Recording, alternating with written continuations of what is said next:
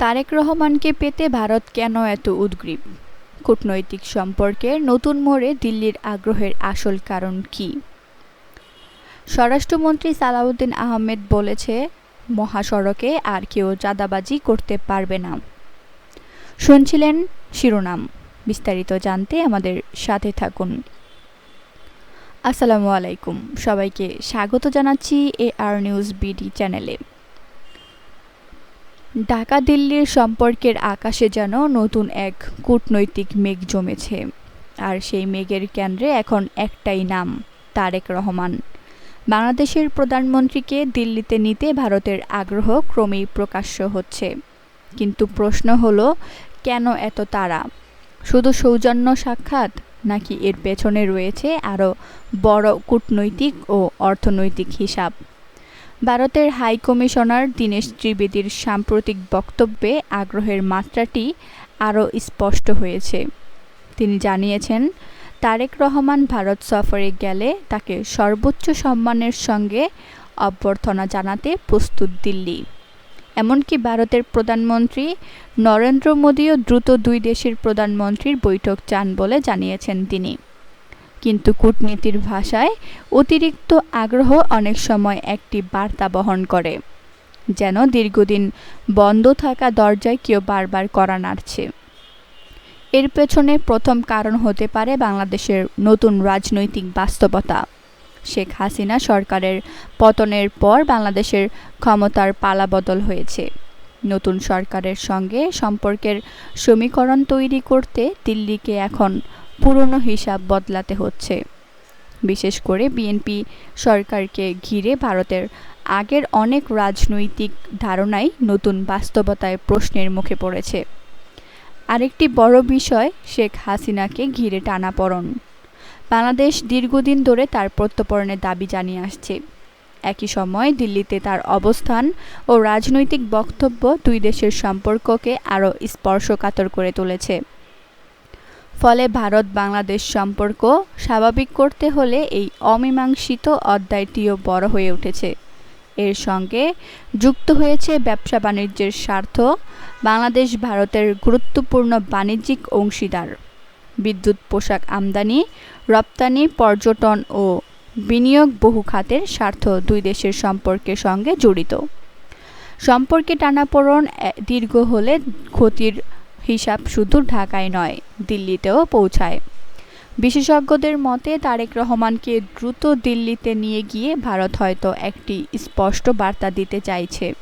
নতুন বাংলাদেশকে তারা দূরে ঠেলে দিতে নয়, বরং নতুন সরকারের সঙ্গে রাজনৈতিক সম্পর্ক, সরাসরি সম্পর্ক গড়তে চায়।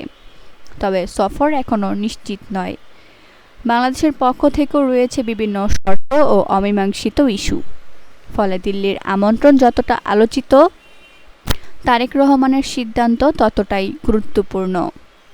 সব মিলিয়ে এই সফর এখন নিছক একটি রাষ্ট্রীয় সফর নয়, বরং এটি হয়ে উঠেছে ঢাকা দিল্লির নতুন সম্পর্কের প্রথম বড় পরীক্ষা। দিল্লির দরজা খুলে অপেক্ষায় এখন দেখার বিষয়, ঢাকা সেই দরজায় কড়া নাড়ে নাকি কিছুটা দূরত্ব রেখে নিজের শর্তের জায়গাটি শক্ত করে। মহাসড়কে আর কেউ চাঁদাবাজি করতে পারবে না, AI প্রযুক্তির মাধ্যমে চিহ্নিত করে বিচার করার হুঁশিয়ারি দিলেন স্বরাষ্ট্রমন্ত্রী।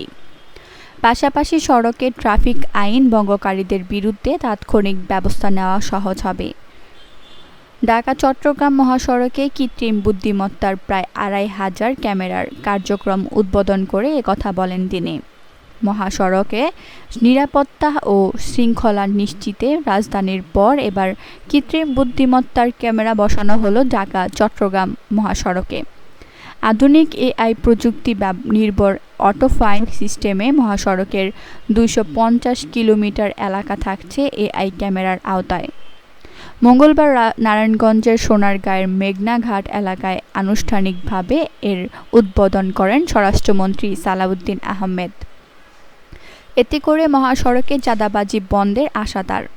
সালাউদ্দিন আহমেদ বলেন, মহাসড়কে যে চাঁদাবাজি হয় সেটা মালিক পক্ষ থেকে হোক, শ্রমিক ফেডারেশনের পক্ষ থেকে হোক বা পুলিশের পক্ষ থেকে হোক, সব কিছু ক্যামেরায় যেহেতু রেকর্ডেড থাকবে, আশা করি এই প্রবণতাটা কমবে এবং আমি বিশ্বাস করি জনগণের সহযোগিতায় আমরা মহাসড়কে চাঁদাবাজি বন্ধ করতে পারব। এছাড়া যানবাহনের গতিসীমা নিয়ন্ত্রণেও ভূমিকা রাখবে এই প্রযুক্তি। অবৈধ পার্কিং, থ্রি হুইলার ও উল্টো পথে যান চলাচল সহ অন্যান্য ট্রাফিক আইন অমান্যকারীদের শনাক্তের মাধ্যমে ব্যবস্থা নেওয়া যাবে। উল্টা পথে যাত্রা করলে, ওভারটেকিং করলে, যে কোনোভাবেই হোক, যেখানে সাইন সিগন্যাল দেওয়া আছে সেটা অমান্য করলে তার উপরে ফাইন আরোপ করা হবে। অটোমেটিক্যালি এটা বিআরটি এর কাছে চলে যাবে এবং টেলিফোনিক মেসেজের মাধ্যমে সে গাড়ির মালিকের কাছে, যার নামে রেজিস্ট্রেশন, তার কাছে সেই মেসেজ পৌঁছে যাবে। নারায়ণগঞ্জের সাইনবোর্ড থেকে চট্টগ্রাম সিটি গেট পর্যন্ত 250 কিলোমিটার এলাকায় গুরুত্বপূর্ণ স্থানগুলোতে বসানো হয়েছে 1427টি এআই ক্যামেরা। আজ এখানেই শেষ করছি। সবাই ভালো থাকুন, সুস্থ থাকুন। আল্লাহ হাফেজ।